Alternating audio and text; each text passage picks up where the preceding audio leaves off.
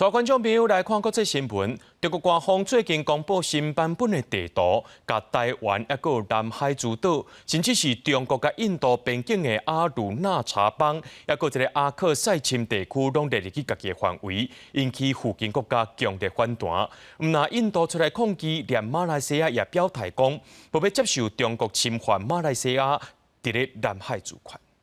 新增标准地图。中国自然资源部8日公布2023新版地图，搁再引起领土争议。因为这个地图唔甲领土范围包含南海国岛，搁甲中印边界有争议的阿鲁纳查邦甲阿克塞钦高原区纳入版图，引起邻国不满。马来西亚拜三发表声明，拒绝承认中国对南海单方面的主张，因为甲马来西亚沿婆罗洲、沙巴、沙劳越州海岸外的专属经济海域定塔。马国政府认为，相关的争议必须根据国际法和平。 理性透过对话解决。印度是伫中国新地图公布迄天，都随表达强烈的抗议。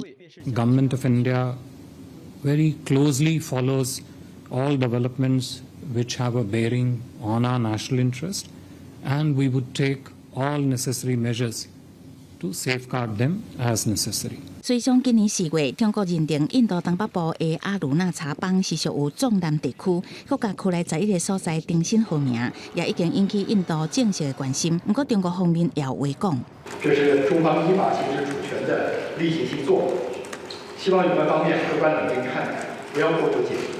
中印边界总长伫中国方面的定义是2000公里，印度方面是主张有3500公里。双方捌伫1962年因为领土争议发生战争，到2020年，双方伫边境的拉达克、加万古搁再发生真侪届冲突，造成双方的士兵至少24个人死伤。虽然后来局势有较缓和，不过去年12月，双方搁再伫阿鲁纳查邦达旺这个所在发生冲突。这届地图争议恐惊会互中国甲邻国加一寡不满。公司新闻詹慧敏编译。